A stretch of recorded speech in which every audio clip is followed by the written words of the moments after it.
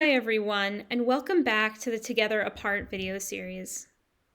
We are in week 2 of the spiritual practice of counting the Omer.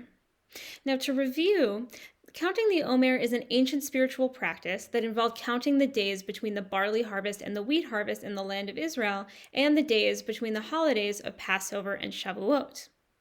The mystical branch of Judaism added another element to this practice and turned it into a practice of self-transformation.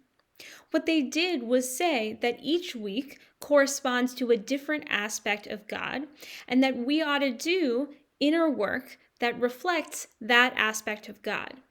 So, for example, our first week of the counting of the Omer practice was a practice of looking at the divine trait of loving kindness as it lives within us. And we asked ourselves questions about the ways that we're generous, the ways that we're kind, the ways that we could be even more generous and kind. This week, we focus on a different trait, and we focus on the trait of Gevorah.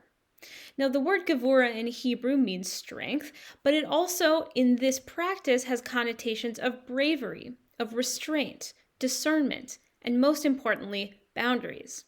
And in this way, it acts as a kind of counterbalance to the trait of chesed, where chesed was about a kind of overflowing and boundless kindness.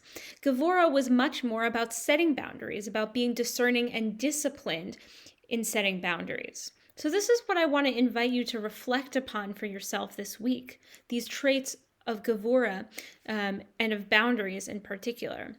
And I want to invite you to ask yourself, in what way do your boundaries serve you? For example, in being able to say no, in creating boundaries about how much work you do or how much self-care you allow for, or even creating boundaries in the context of a relationship.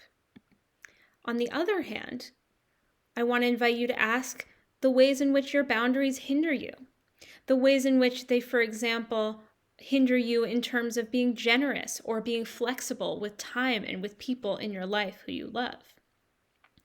So as usual, I look forward to hearing your responses to these questions. You can reach me with your responses at rabbi@bethtorah.org. I look forward to hearing what's on your heart and your mind.